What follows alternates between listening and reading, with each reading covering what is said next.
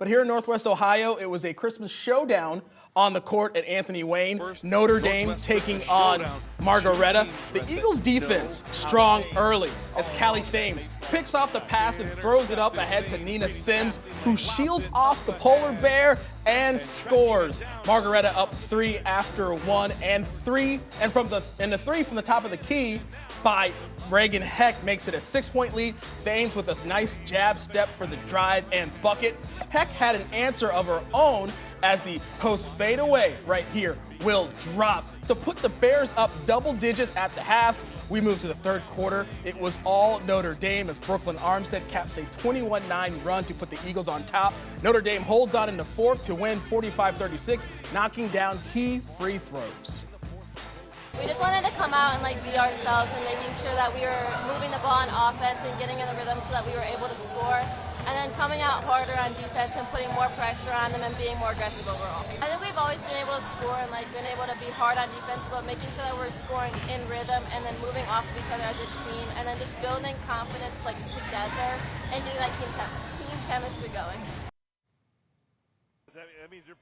The next game up in this holiday tournament, Central Catholic taking on Northeast Ohio power Hoban. The Knights come out swinging with this nice drive and floater by Zoe Hodge. The Fighting Irish, though, get on the board soon after as the Serenity Bolden train is coming right down the lane to lay it up and in. Central down 5 in the second as Bolden attacks the middle of 3 defenders and gets it to go to cut the deficit down to 3. But Hoban would answer with defensive pressure. Nira Stevens gets the bucket off the steal, part of a 22-2 run to close the half. Fourth quarter, Nina Stevens. She would have a nice finish here on this Fighting Irish bucket, but the Knights' lead was too big to overcome as they fall 61-30.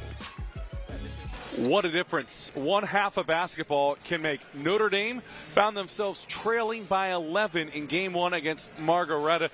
Just couldn't really get into that rhythm, but in the second half, Rhett, they turned up their defense, led by Bella Calcamugio. Yeah, we talked about their defensive pressures. It might not get you to get some steals and runouts early in the ballgame, but it wears the opponent down to where you can get those in the second half, and you can make that proverbial run that can lead you to victory. It's what we had with Notre Dame here. I thought the second quarter, in a back and forth first quarter, second quarter, they had opportunities on the offensive end, to get 4 or 5 more buckets. They simply missed layups in the painted area and allowed Margaretta to get the lead. But that pressure defense, he continued to implore it, and they continued to wear down Margaretta to the point where they got steals, they got runouts, and they were able to find shooters spotted up on the arc in transition.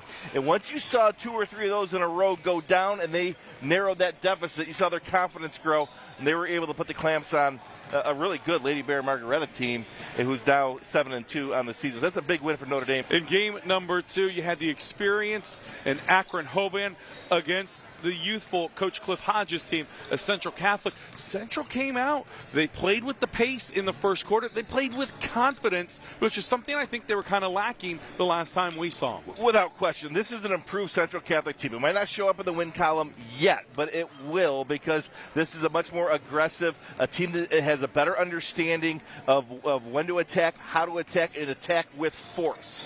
Big improvement from where they were at 3 weeks ago. They'll continue to improve and learn from this, and it'll be a lot of fun to watch them and follow them in the Catholic League, come, Tim, the new year. And the first Northwest Christmas Showdown.